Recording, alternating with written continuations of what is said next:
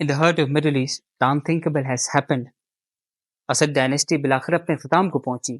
शाम में बशार उल असद और उनके वालिद हफीज उल असद 54 सालों से हुक्मरानी कर रहे थे और 2011 में जो अरब स्प्रिंग की लहर दौड़ी उसके नतीजे में तुनिजिया, इजिप्ट और लिबिया में हुकूमतों के तख्ते उठे।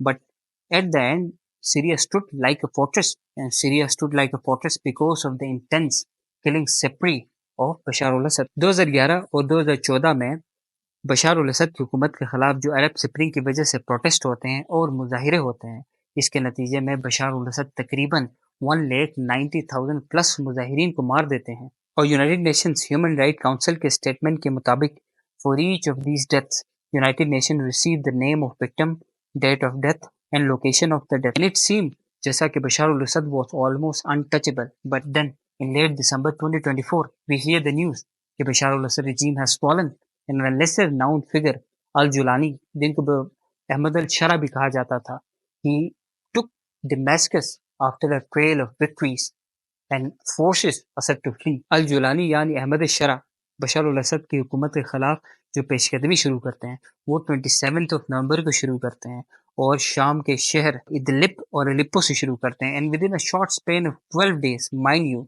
12 डेज, वो दिमिश्क को कब्जे में ले लेते हैं और 8 दिसंबर 2024 को बशर अल-असद को भाग के रशिया चला जाना पड़ता है और शाम में एक नई हुकूमत कायम होती है जो कि अल-जुलानी की होती है।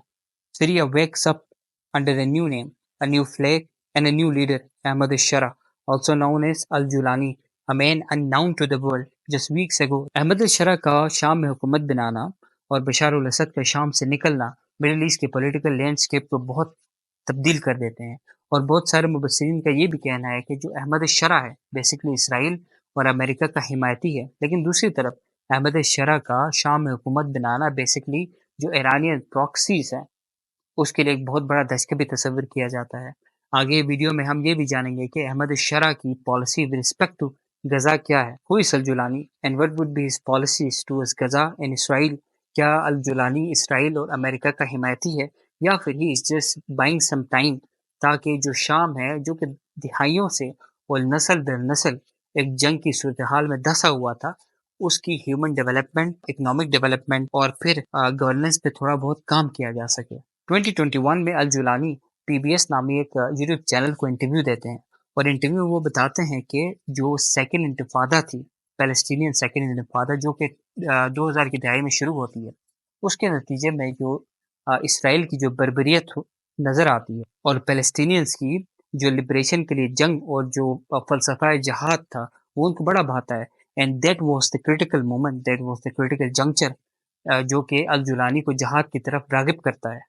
Al-Julani says in the interview, I was 17 or 18 years old at the time, and I started thinking about how could I fulfill my duties defending a people who are oppressed by occupiers and invaders। और फिर 2003 में जब America Iraq का मुहासरा करते हैं और Iraq को invade करते हैं तो इस मौके पर अल-जुलानी इराक में जहाद की नीयत से जाते हैं और इराक में अल-कायदा की लीडरशिप के साथ बड़े ताल्लुकात इनके अस्तवार हो जाते हैं। एंड इनफैक्ट इन कैम्प बुका अल-जुलानी की अबू बकर अल-बगदादी से मुलाकात होती है और 2011 में जब अरब स्प्रिंग की लहर शाम में दाखिल होती है तो इस दौरान अबू बकर अल-बगदादी और जो अल-कायदा की जो लीडरशिप है वो अल-जुलानी को शाम भेजते हैं for to purposes. Number one, ये जो शाम में अल-कायदा की जो लीडरशिप है उसको बहाल किया जा सके और जो इंतज़ामी जो स्ट्रक्चर है उसको बहाल किया जा सके। सेकेंडली बशर अल-असद के खिलाफ जहाद लड़ी जा सके। बट इन शाम वक्त के साथ अल-जुलानी खुद को आईएसआईएस और अल-कायदा की लीडरशिप से जुदा कर लेते हैं and basically he focuses on a very nationalist and localised resistant movement for the Syrians against Bashar al Assad. And according to financial times अल-जुलानी वक्त के साथ साथ खुद को ट्रांसनेशनल जिहाद से अपने आप को बिल्कुल को दूर कर देते हैं और ही focuses more on a nationalist यानी कौमी सतह पे एक रेजिस्टेंट मूवमेंट पे वो फोकस करते हैं against the Bashar al Assad government. और इसी सिलसिले में 2017 में अल-जुलानी एचटीएस यानी हयात तहरीर अल-शाम क़याम में लाते हैं जिसका फोकस सिर्फ और सिर्फ बशर अल-असद की हुकूमत को गिराना था। लेट्स टेक अ पॉज है। अब तक हमने इस वीडियो में दो चीज़ें इस्टेब्लिश की हैं। पहली बात, अल-जुलानी का जो जिहाद की जो इंस्पिरेशन थी वो बेसिकली पैलेस्टीनियन इंतिफादा की जो अपराइजिंग थी उसी से ही आती है।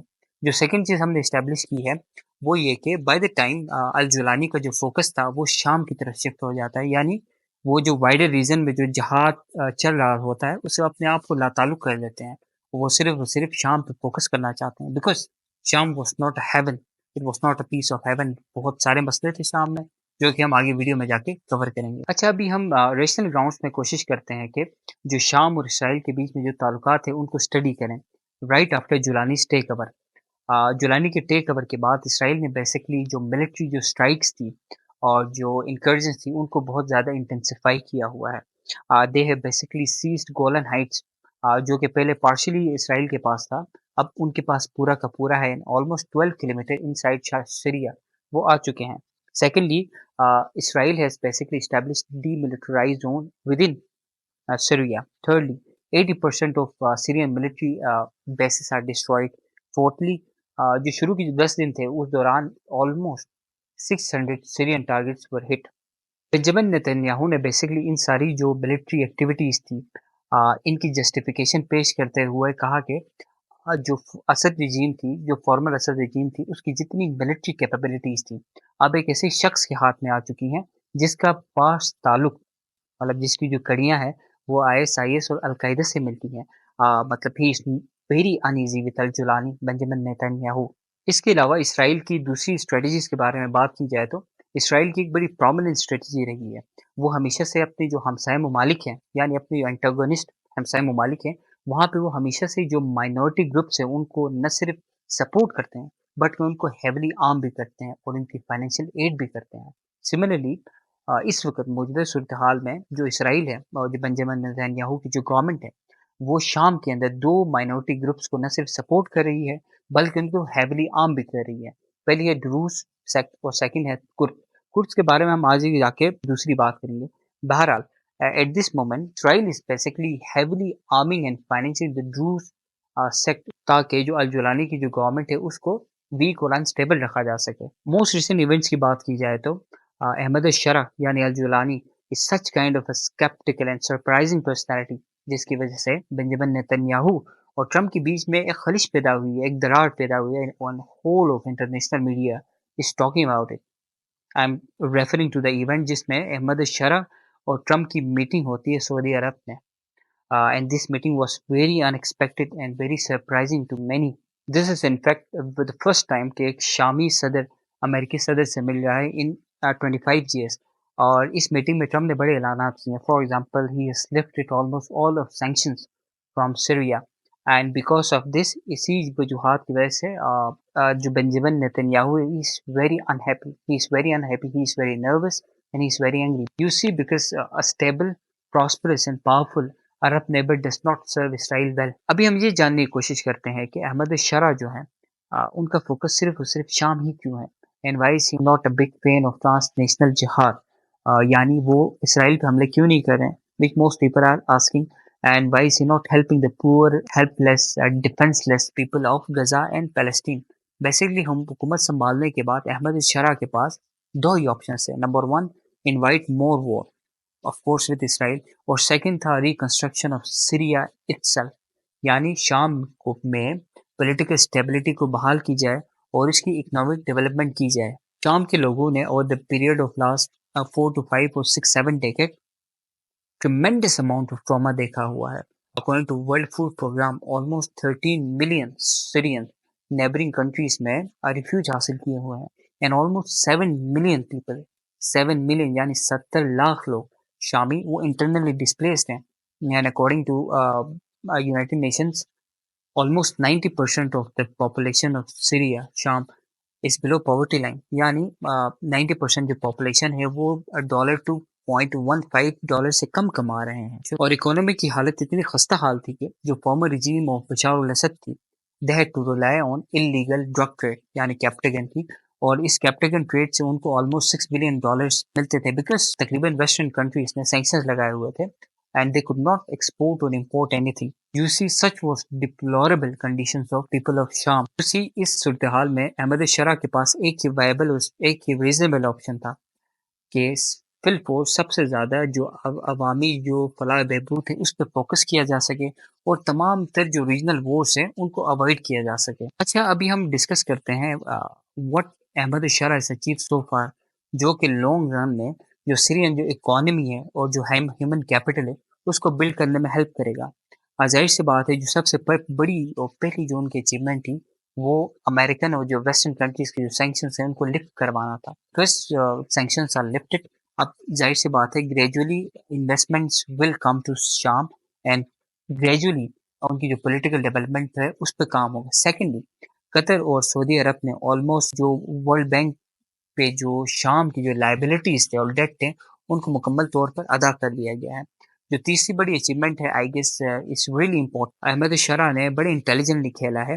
ہی has made a interim constitution, اور انٹرم کانسٹیٹیوشن میں he has talked about building private sector, اور آلموسٹ جو 100+ جو پبلک اون اینٹیز تھی ان کو انہوں نے پرائیویٹائز کیا ہے، اور اس پرائیویٹائزیشن کی وجہ سے بڑی جاب اپرچونیٹیز آئیں گی۔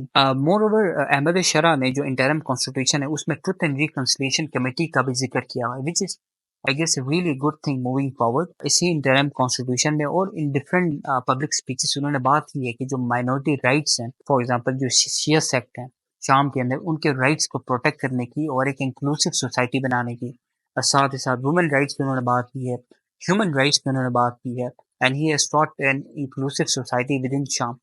اینڈ آئی گیس جو سب سے بڑی اچیومنٹ ہے احمد الشرع کی سنس ٹاپلنگ اسد رجیم، وہ ہے کردش ورکرز پارٹی کا ڈسمینٹل ہونا، نہ صرف ڈسمینٹل ہونا بلکہ کمپلیٹ ڈس آرمنٹ ہونا۔ اینڈ ظاہر سی بات ہے this is not an isolated event, اس میں جو ترکی کے جو صدر ہے طیب اردوغان، ان کی بڑی اچیومنٹ ہے۔ Why is Kurdish workers party really important? Kurdish workers party basically جو ناردرن سیریا تھی اس کو کنٹرول کرتی تھی، and it was kind of a parallel government inside شام، اور ان کا موقف تھا کہ ایک الگ ریاست بنائی جائے ایتھنک کرد کے لیے۔ تو آئی گیس 2025 میں اس پارٹی کا ڈیزالو ہونا اور ڈس آرم ہونا is really a great victory, not only Turkey but also for Ahmed al Sharaa. Most people label Ahmed al Sharaa as American stooge, and ان کا آرگومنٹ ہے کہ 2017 کے بعد Ahmed al Sharaa was basically fed, اور اس کو فائنینشیل اور ملٹری سپورٹ دی گئی، ٹیکنالوجی ٹرانسفر کی گئی تاکہ وہ gradually and by the time Assad regime کے خلاف بغاوت کر سکے اور فائنلی ان کا تختہ الٹ کر سکے۔ But my question to my respective audience is, third world countries کی لیڈرشپ میں ایسا کون سا ملک ہے جو کہ داخلی اور خارجی خود مختاری رکھتا ہے؟ آلموسٹ آل کنٹریز کسی نہ کسی بڑے پاور کے پیچھے چھپے ہوئے ہیں۔ You name it any country, so of course not, this is not a sound argument. Ahmed al Sharaa کی جو اچیومنٹس ہے فار موسٹ پیپل شاید ان کو انف نہ لگے، اینڈ دے ریئلی وانٹ کہ احمد الشرع جو ہے وہ اسرائیل کو بوم کرے، but my question is with what? اچھا یہ سب باتیں چھوڑیں، just tell me what Bashar al Assad did, Bashar al Assad نے کیا کیا when Israel was heavily bombing Hezbollah inside Lebanon of course، اور جب حزب اللہ کی ٹاپ ٹی لیڈرشپ کو ٹارگیٹ بنایا جا رہا ہے، Bashar al Assad basically refused Iranian planes to land inside Damascus۔ Hezbollah needed weapons، Bashar al Assad simply refused to give۔ اچھا بات کی جائے احمد الشرع کی تو only time will tell کہ جو احمد الشرع کی جو بادشاہت ہے، and I'll say بادشاہت because احمد الشرع جو وہ ڈیموکریٹکلی الیکٹ ہو کے نہیں ہے۔